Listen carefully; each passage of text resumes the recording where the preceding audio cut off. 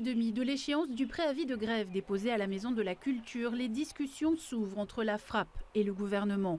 Une première pour ces agents de catégorie D au cœur des revendications du syndicat. C'est ma première, donc on verra bien.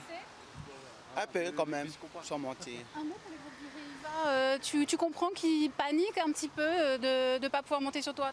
Ben, c'est normal, c'est comme je le disais hier, ce n'est pas contre eux. Hein. Mais il faut aussi que nous, on défende aussi notre pain quotidien. 13 personnes composent la délégation de la FRAPP reçue pour ces négociations.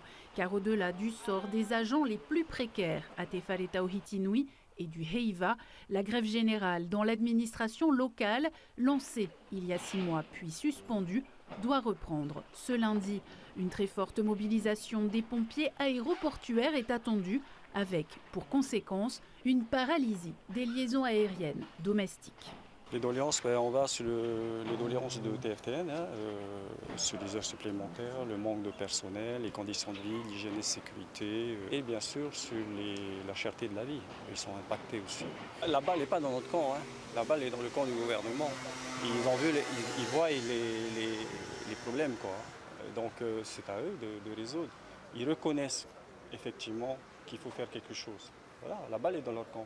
Mais là où je peux, il y avait 3 ministres qui étaient là, chez nous. Première fois que ça s'est fait dans l'administration qui tourne dans les services. Ils ont fait TFTN et nous.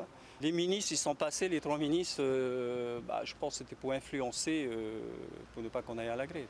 Il y avait une vingtaine de chez nous qui étaient là, même eux, ils étaient outrés de ce comportement en tant que ministre, de traiter les gens de moutons. En cas d'échec des négociations, les pourparlers devraient se poursuivre tout au long du week-end. Les deux parties ont jusqu'à lundi, 0h, pour signer un accord.